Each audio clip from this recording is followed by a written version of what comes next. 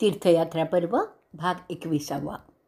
ते विवेचन ऐकल्यानंतर युधिष्ठिर विचारतात, अहो ज्ञानी ब्राह्मणा, मला अगस्त्य ऋषींची सगळी माहिती समजून घ्यायची आहे. त्या महान प्रतिभाशाली प्रज्ञावंत सिद्धाबद्दल माझ्या मनात प्रचंड कुतूहल आहे, तरी ते आपण सांगावं. लोमस ऋषी ते ऐकल्यानंतर म्हणतायत, मी तुला अगस्त्यांच्या विलक्षण कर्तृत्वाच्या कथा सांगतो. आणि असं बोलून ते सांगायला लागतात. कृतयुगात काही भयंकर स्वभाव असलेल्या दानवांच्या टोळ्या वावरत होत्या. त्यांना कालकेय म्हणून ओळखलं जात होतं.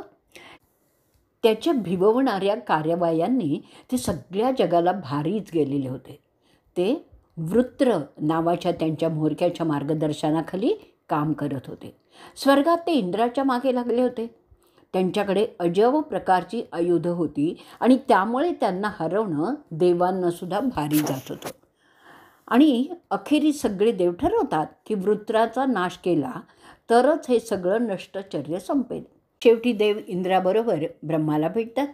त्या सगळ्यांना तसं मलूल चेहऱ्याने त्यांच्यापुढे हात जोडून उभे राहिलेलं पाहून ब्रह्मदेव त्यांना विचारतात, मला माहीत आहे तुम्ही का माझ्याकडे आलात. मी तुम्हाला सांगतो त्या वृत्राचा नाश कसा करता येईल आणि त्याबद्दल मी सांगतो. आणि मग पुढे ब्रह्म म्हणतात, तिथे एक महान तपस्वी ऋषी ध्यानाला बसलेले आहेत. त्यांचं नाव आहे दधीची. तिथे जाऊन त्यांच्याकडून एक वर मागा. जर तो ऋषी तुमच्यावर संतुष्ट झाला तरच तो तुम्हाला वर देईल. आणि तुम्हाला वृत्राचा नाश करण्यात यश हवं असेल तर त्या ऋषीला सांगा की ह्या सृष्टीचं सदैव भलं व्हावं असं वाटत असेल तर आम्हाला तुमची हाडं द्या. त्यासाठी तुम्हाला तुमचं हे जीवन संपुष्टात आणावं लागेल. जर त्याने तुम्हाला त्याची हाडं दिली तर त्याची हाडं वापरून एक भयंकर शस्त्र तुम्हाला बनवावं लागेल आणि त्याचं नाव असेल वज्र. त्याला 6 बाजू असतील. त्याच्या गर्जनेने सगळी पृथ्वी दणाणून निघेल. त्या वज्रापुढे कोणतंही आयुध टिकणारच नाही. परंतु हे सगळं लवकरात लवकर उरकलं पाहिजे असं ब्रह्मदेव त्यांना सांगतात. मग त्यानंतर ते सगळे देव नारायणाच्या नेतेपणात दधीतींच्या आश्रमाकडे जातात. तो आश्रम सरस्वती नदीच्या पैलतीरी असतो. त्या आश्रमाभोवती विविध प्रकारची वनस्पती वाढलेली असते. तिथे असलेल्या मधाच्या पोळ्यांमुळे तिथे मधमाशांच्या घोंगावण्याचा आवाज घुमत असतो. जसं काही त्या सामगात असावेत असं भासतं. त्याशिवाय तिथे कोकिळ आणि चकोर पक्ष्यांच्या झुंडी गिरट्या घालत होत्या. तिथे दाट जंगलात असतात तसे रेडे, अस्वलं, डुक्करं, हरणं, सांबार, नीलगाई असे पशुही वावरत होते. त्यांना वाघाची भीती वाटत नसावी असं वाटत होतं. हत्ती माझावर आलेले होते आणि त्यांच्या माथ्यातून तो मादक रस वाहतही होता. त्या पशुचं तिथे साम्राज्यच होतं. त्या सगळ्या हिंस्त्र श्वापदांच्या वेगवेगळ्या प्रकारच्या डरकाळ्या आणि आरोळ्या सर्व दूर ऐकू येत होत्या. प्रसंगी ते हिंस्त्र श्वापद तिथे असलेल्या गुहातून आणि मोकळ्या पठारावर आराम करतानाही दिसत होते. तिथे नजर फिरवताना त्या आलेल्या देवांना दधीची एखाद्या सूर्यासारखे तळपत असलेले दिसले. दुसरे ब्रह्मदेवच असावेत असंच त्यांना वाटत होतं. त्यांना पाहिल्यावर सगळे देव आणि नारायण त्यांचे पाय धरतात. ते सगळे देव त्या ऋषींच्याकडे वर मागायला लागतात. त्या देवांचं प्रथम तो महामुनी स्वागत करतो आणि म्हणतो, अहो स्वर्गातील देवतांनो, माझ्याकडे काय काम काढलं. जर तुम्हाला पाहिजे असेल तर माझा हा देहसुद्धा मी तुमच्यासाठी देण्यास तयार आहे. असं बोलून तो ऋषी अचानकपणे त्याचा देह टाकून देतो. दधीचींचा मृत्यू झालेला असतो. त्यानंतर देव स्वर्गातील त्वशत्रूला यांना बोलवतात. त्वशत्रूला म्हणजे मृत शरीरावर काम करणारा मांग. तो त्याच्या देहातील हाडं काढू लागतो. त्या देहातील फासळ्यांपासून एक वज्र तयार केलं जातं. त्यात मंत्रांना सामर्थ्य घातलं जातं. ते झाल्यानंतर तो त्वश्रतू आनंदाने सर्वांना बोलवतो. तुमचं वृत्राला मारणारं आयुध आता तयार आहे. त्यावर इंद्र म्हणतो, चला या सर्व शक्तिमान आयुधाने आमच्या शत्रूचा नाश करूयात. ते सगळे देव पुष्कळ खुश झालेले असतात. वृत्राचा नाश केल्यानंतर आपण पुन्हा एकदा शांतपणे तिन्ही लोकांवर राज्य करू असं ते समजत असतात. त्वश्रतूकडून तो देवांचा राजा ते वज्र ताब्यात घेतो आणि मोठ्या आदराने तो त्या अस्त्राला वंदन करतो. अशा रीतीने तीर्थयात्रा पर्वातील 21वा भाग इथे संपलेला आहे. भाग 22. लोमस ऋषी पुढे सांगतात की वज्र घेऊन आणि सर्व देवांचा पाठिंबा असलेला तो इंद्र वृत्राकडे जातो. त्यावेळी वृत्राचा ताबा सगळ्यात म्हणजे तीनही लोकांवर होता.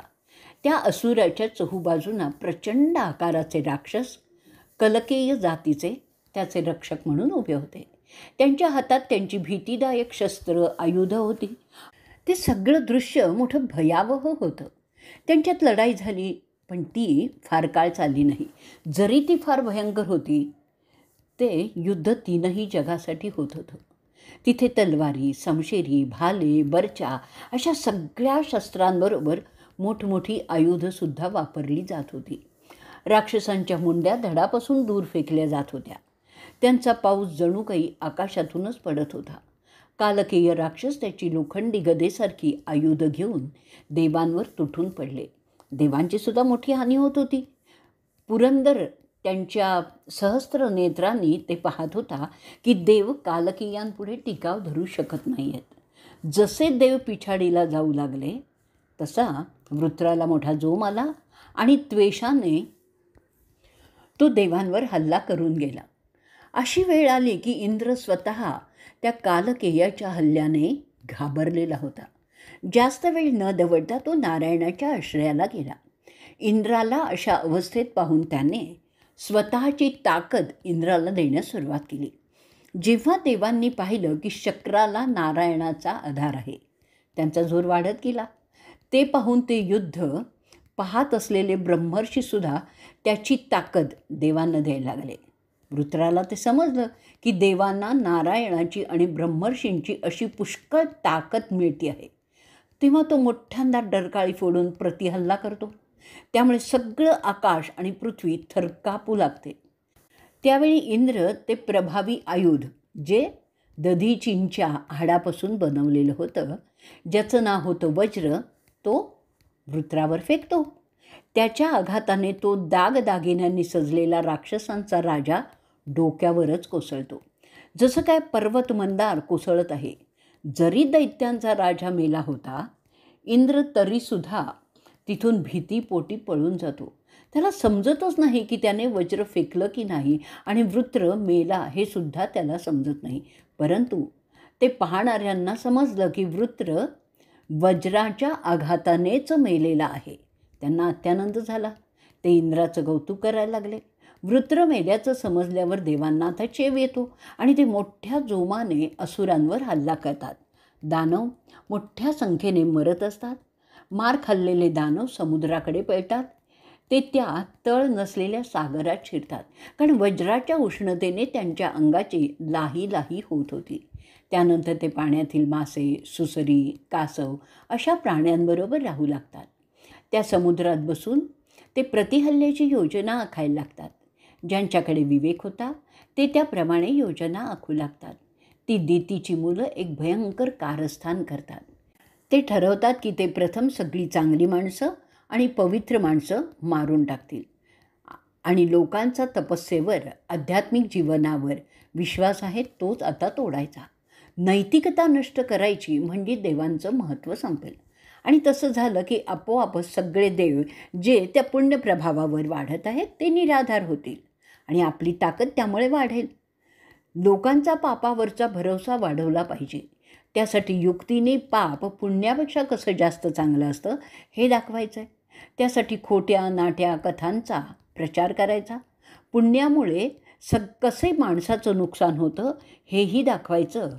असं सगळं ठरल्यावर ते दानव त्यांच्या त्या योजनेवर स्वतःच खूप खुश झालेले असतात. अशा रीतीने तीर्थयात्रा पर्वातील 22वा भाग इथे संपलेला आहे. भाग 23.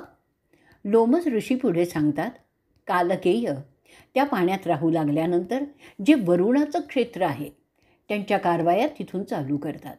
रात्र झाली की ते पाण्यातून बाहेर येतात आणि ते ध्यानात असलेल्या मुनींना खायला लागतात.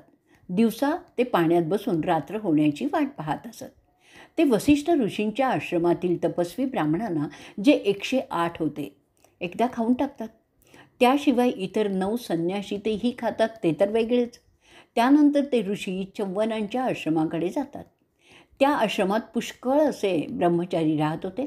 ते सगळे केवळ कंदमुळं आणि फळं खाऊन गुजराण करत होते. त्यांनी मांसाहार सुरू केलेला नव्हता, कारण त्यांना अजून सिद्धी मिळवायची नव्हती. त्यातील 100 ब्रह्मचारी ते खाऊन टाकतात. असं ते फक्त रात्रीच करत होते. त्यामुळे हे सगळे तपस्वी कुठे गडप होतात ते मात्र कोणाला समजत नव्हतं. दिवसा ते असुर खोल समुद्रात जाऊन लपत होते.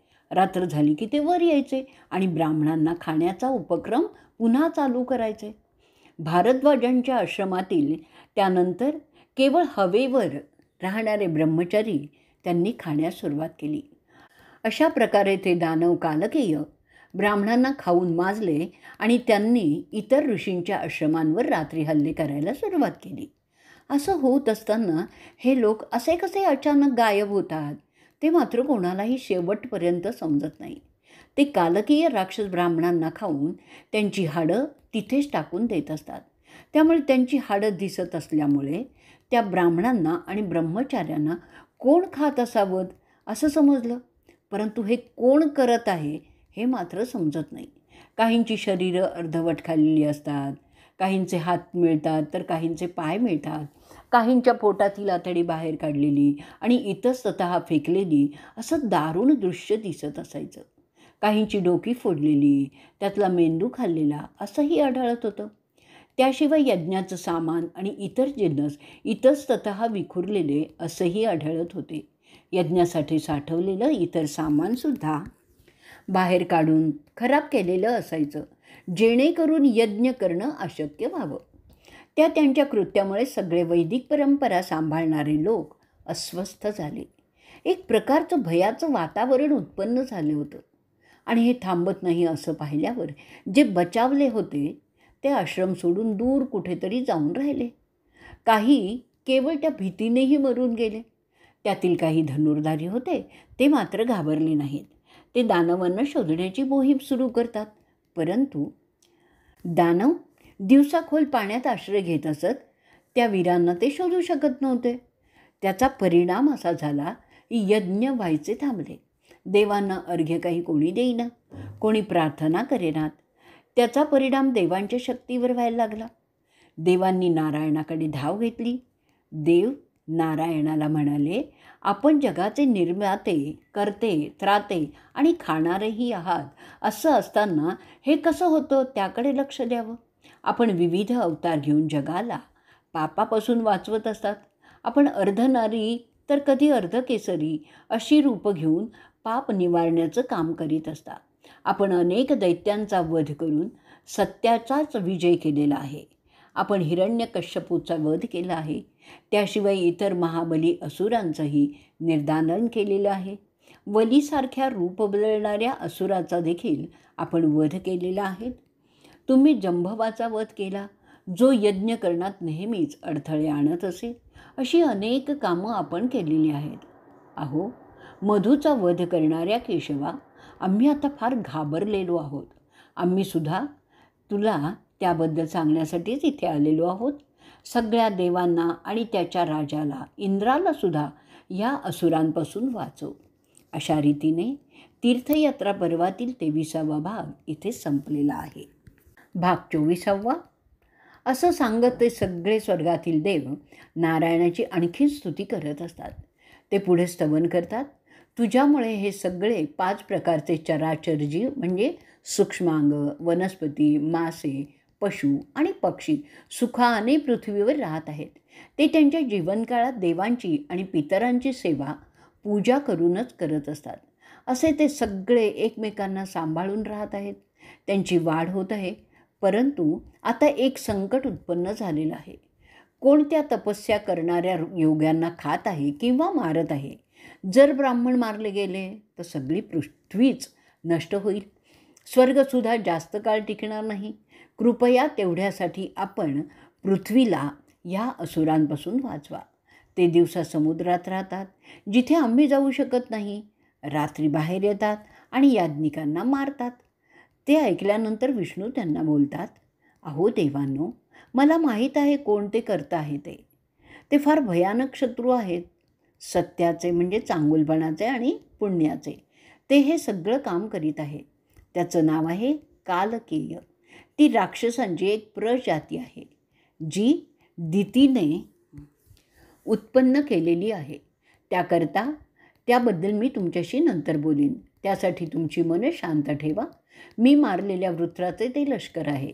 त्यांच्या राजाच्या मृत्यूचा ते सूड उगवत आहेत. त्यांचा राजा वृत्र जेव्हा इंद्राने वज्राच्या मदतीने मारला तेव्हापासूनच ते चिडलेले आहेत आणि जगातून सगळा चांगुलपणा, सात्विकता, पावित्र्य, शांतता त्यांना संपवून त्याऐवजी वाईटपणाचे, तामसीपणाचे, अपवित्रतेचे आणि अशांततेचे राज्य आणायचं आहे असा त्यांचा प्रयत्न आहे. ते दिवसा समुद्रात जाऊन राहतात, त्यामुळे ते सापडणं काही सोपं नाही आहे. समुद्र वरुणाचं क्षेत्र आहे.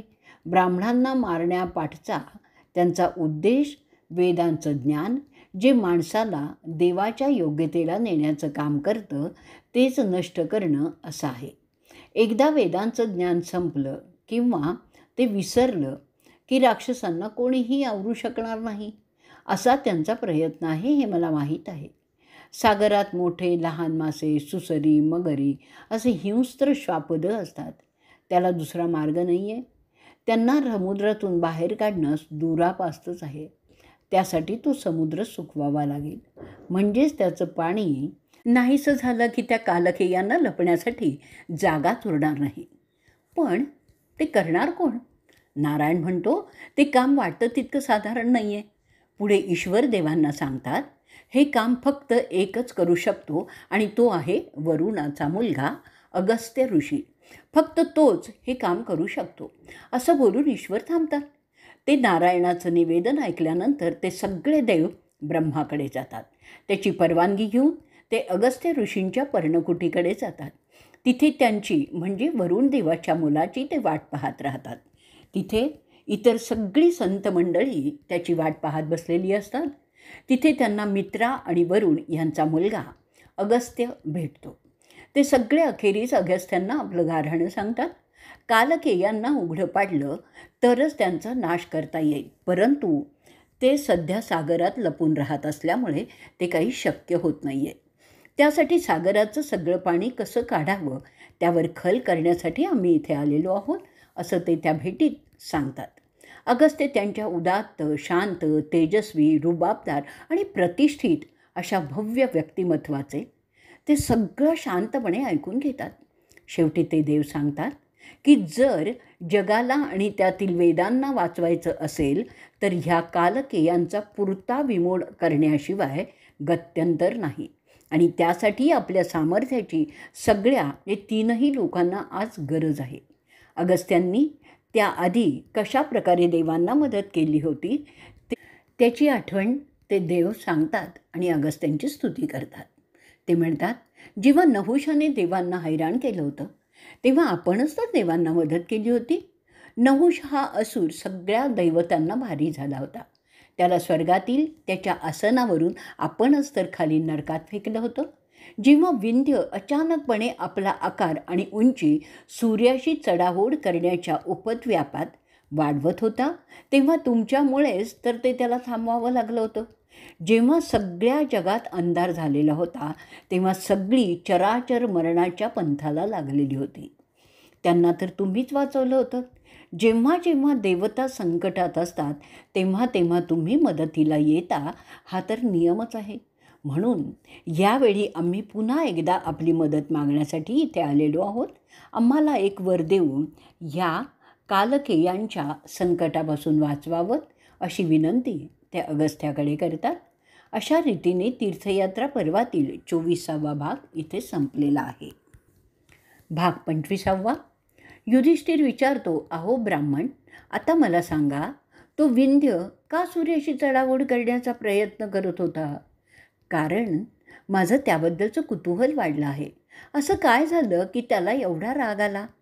विंध्य स्वतःचा आकार आणि उंची का वाढवू लागला? त्यावर ऋषी लोमस म्हणतायत, सूर्य उगवतो आणि मावळतो. त्या दरम्यान तो ह्या नगाधिराज पर्वतमेरूला एक प्रदक्षिणा घालतो. ते समजल्यावर तो पर्वतांचा राजा सूर्याला म्हणतो, अरे सूर्या, तू मेरू पर्वताला दररोज प्रदक्षिणा घालतोस, तशी मलासुद्धा घालावी असं मला वाटतंय. ते ऐकून सूर्य त्यांना म्हणतो, मी ते स्वतःच्या मर्जीने करत नाही.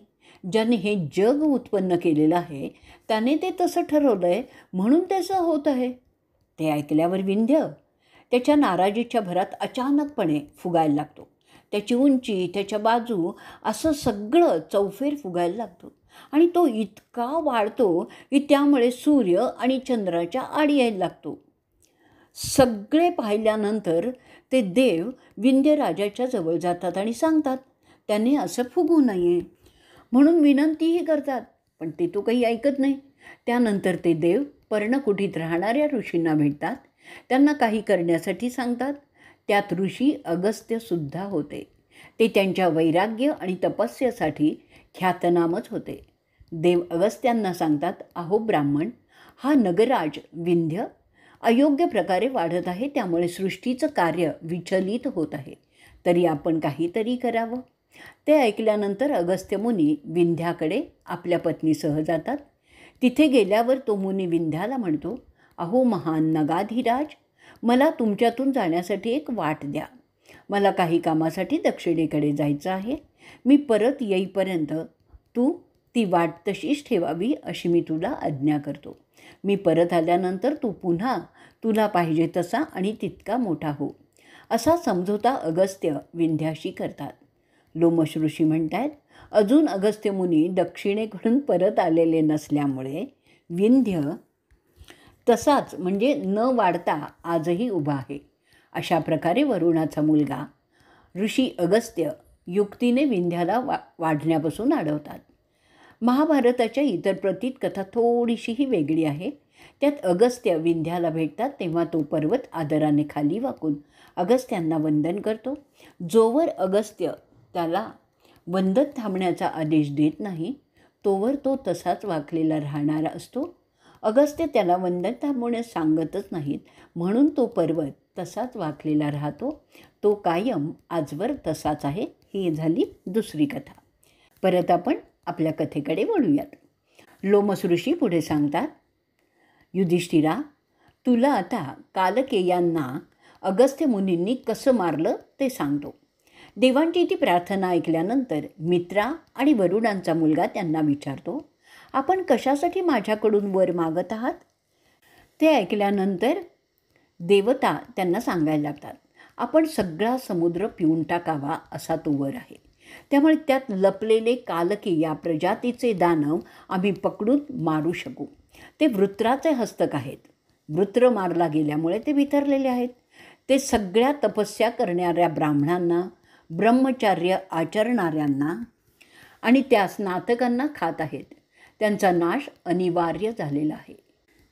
ती देवांची विनंती ऐकल्यानंतर मुनी अगस्त्य त्यांना आश्वासन देतात की तुमची मागणी रास्त वाटतेय म्हणून मी ती पूर्ण करण्यास तयार आहे. असं बोलून अगस्त्य मुनी सागराकडे जातात. त्यांच्याबरोबर त्यांचे शिष्यगणही होते. देवतासुद्धा त्यांच्यासोबत असतात. त्यांच्याबरोबर माणसं, सर्प, स्वर्गातील गायक, गंधर्व, राक्षस, यक्ष असे सगळेच गेले होते. तो अद्भुत प्रकार पाहण्यासाठी सागराचे गुरगुरणं ते ऐकतच असतात. त्यांच्या लाटांचे तांडव ते पाहतच असतात. त्यावर वाहणाऱ्या वाऱ्याचं भीषण रूप ते पाहत असतात. त्यातील मासे पाण्यातून उंच उड्या मारत पुन्हा पाण्यात पडत असलेलेही ते पाहतात. सगळा प्रकार भव्य आणि घाबरवणाराच होता. अशा सागराला तो मित्रा आणि वरुणाचा मुलगा पिणार होता. ते सगळे आता सागराच्या किनाऱ्यावर उभे होते. अशा रीतीने तीर्थयात्रा पर्वातील 25वा भाग इथे संपलेला आहे. भाग 26वा. ऋषी लोमस पुढे सांगतात, तो थोर संत वरुण देवांचा मुलगा समुद्राजवळ गेला. तिथे जमलेल्या सगळ्यांना तो म्हणतोय, आता मी ह्या माझ्या पित्याचा हिस्सा पिणार आहे, परंतु त्यानंतरच्या उत्पन्न होणाऱ्या परिस्थितीसाठी आपण सगळे तयार असले पाहिजेत. असं सांगितल्यानंतर तो मित्रा आणि वरुण देवांचा मुलगा समुद्र पिण्यास सुरुवात करतो. बाकीचे तिथे जमलेले ते नवल दृश्य पाहतच असतात. देव आणि त्यांचा राजा ते पाहून आश्चर्यचकित होतात. ते सगळेच अगस्त्यांची स्तुती करू लागतात. अहो महान ऋषी, तुम्ही आमचं संरक्षण करतेच आहात. तू आमच्यासाठी साक्षात विधाता झालेला आहेस. तुझ्या कृपेमुळे सगळे चांगले जग दुष्टांपासून सुरक्षित होवो. अहो दयाघना, तुझं किती कौतुक आम्ही करावं. ते गात होते तेव्हा आकाशातून संगीताची मधुर धून स्वर्गीय देवता, अप्सरा, गंधर्व वाजवू लागले होते. देवता अगस्त्यांवर स्वर्गीय फुलांचा वर्षाव करू लागतात. ते सर्व पाहत असतात की तो समुद्र रिकामा होत आहे. ते पाहून बहुतेक देव अतिशय आनंदी झाले होते. देव आता कालकेयांचा विध्वंस करण्याच्या तयारीला लागतात. कारण एकदा का ते राक्षस मारून टाकले की अगस्त्य पुन्हा ते सागराचं पाणी त्यात सोडणार होते. म्हणजे ते कालकेयांना मारण्याचं कार्य त्वरितच करावं लागणार होतं. इतर जलजीवांचा म्हणजे जे निरपराध आणि निष्पाप होते त्यांना करावा लागत होता. त्यांचे हक्क अबाधित राखणं हे देवांचं काम होतं. कालकेय दिसू लागले तेव्हा ते इंद्र आणि देव मोठ्या द्वेषाने त्यांच्यावर हल्ला करतात. मोठं तुंबळ युद्ध होतं. दोनही बाजूंनी हलकल्लोळ होतो. कित्येक कालकीय राक्षस आणि कित्येक देव त्यासाठी कामी येतात. यमाला त्यांची मोजदाद करण्यात नाकीनव येतं. बरेच कालकेय ऋषींच्या क्रोधाला बळी पडतात आणि जळूनही जातात. तसेच जळून मरण्यापेक्षा देवांच्याकडून मारलं जाणं जास्त श्रेयस्कर त्यांना वाटतं.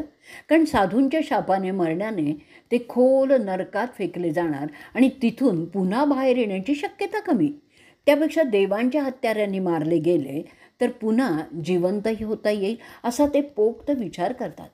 देवांनी मारलेले त्यांच्या रत्नजडित दागिन्यांसह तिथेच रणभूमीत पडलेले सगळीकडे विखुरलेल्या स्थितीत ते दिसत होते.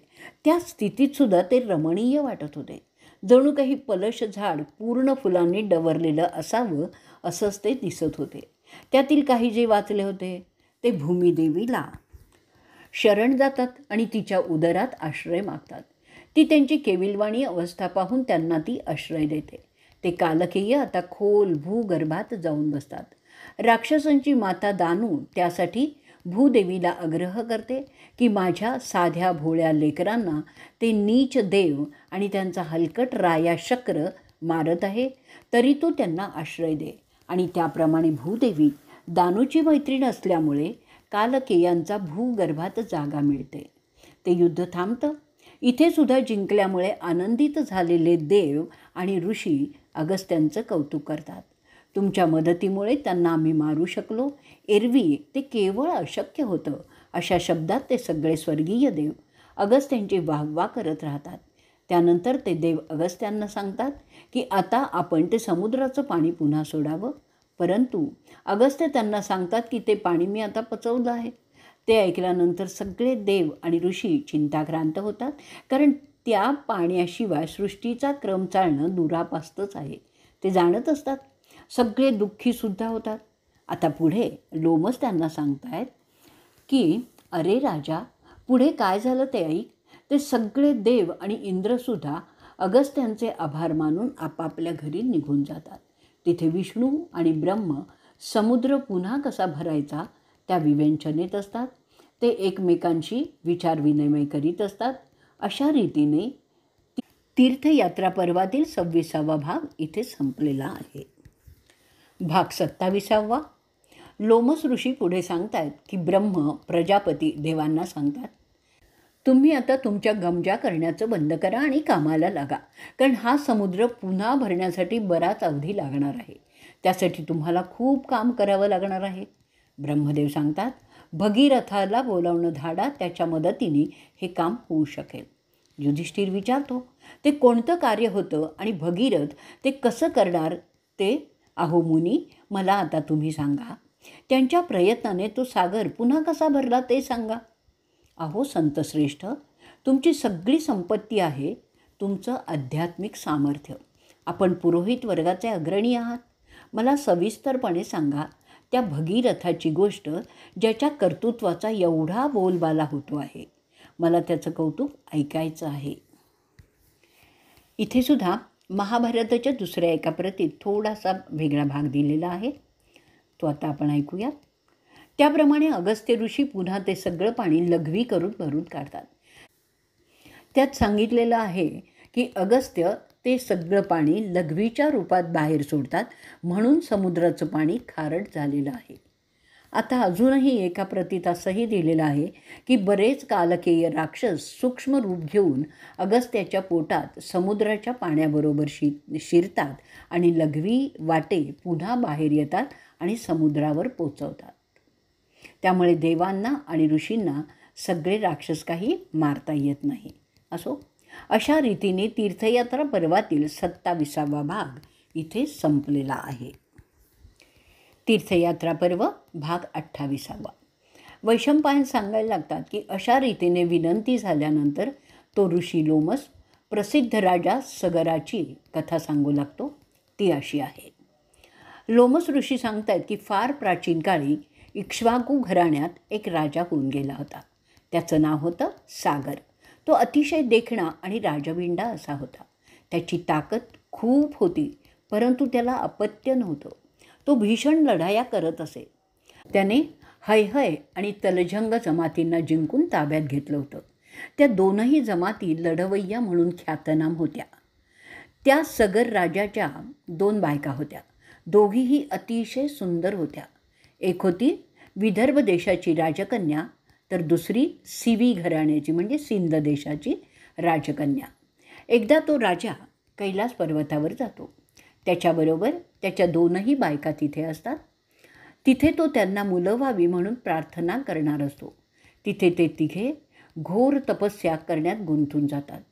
तो योगशास्त्रात दिलेल्या नियमानुसार व्रतस्थ राहून तपोश्चरण करायला लागतो. त्याच्या 2ही पत्नींसह. यथावकाश त्याला दयाघन महादेवाचं दर्शन होतं. त्याला 3 नेत्र होते. त्याने नुकताच त्रिपुरा नावाच्या राक्षसाला मारलेलं असतं.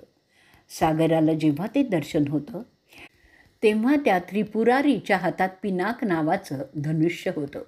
दुसऱ्या हातात त्याचं त्रिशूळ होतं. अशा स्वरूपात ते दर्शन झालं होतं. त्याच्याभोवती विविध इतर योनींचे गण आणि भूतपिशाच असे विलक्षण दिसणारे अनेक प्रजाती होत्या.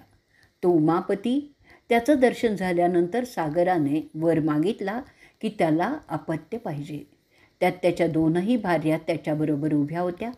त्याच्या भक्तीने प्रसन्न झालेले शिव त्याला म्हणतात, अरे लोकांच्या राजा, ज्योतिषाच्या तर्कानुसार ज्या क्षणी तुम्ही माझ्याकडे वर मागितलात त्याप्रमाणे तुला 60,000 एक पुत्र होतील. ते सगळे शक्तिमान, नीतिमान, स्वाभिमानी असेच असतील. ते तुझा वंश पुढे चालवतील.